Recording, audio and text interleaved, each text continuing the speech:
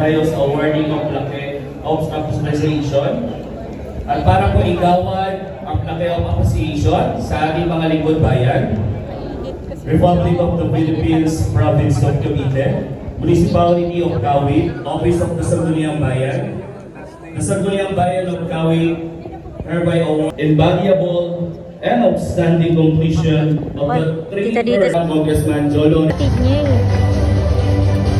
Hindi mo makita, mga likod nila Invaluable and outstanding completion of his term as a Vice Mayor of the Municipality of Kawit.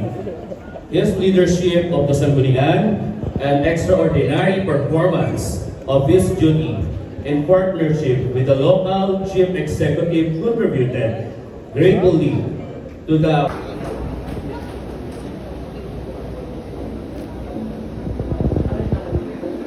at mula naman sa ating Sangguniang Bayan of Kawit,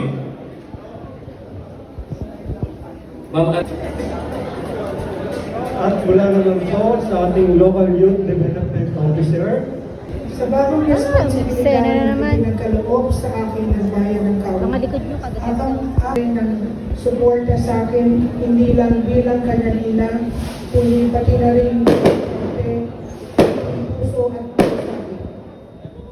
at sa tulong ng Diyos, katuwang ko kayong lahat, ang aking anak, ang mga konsehal.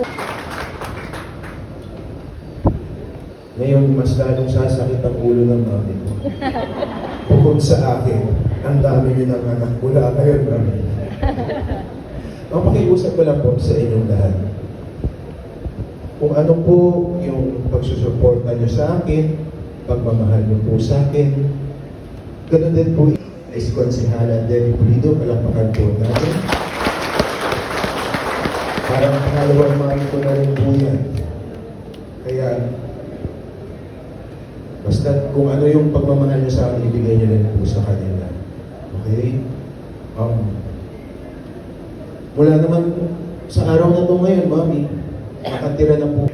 Ang aming napakasipag, napakagaling na alkalde hanggang 12 o'clock noon. Mayor Angelo Aguinaldo, pababayaan ang pag-alaga sa bayan ng Kawit at sa Bukid.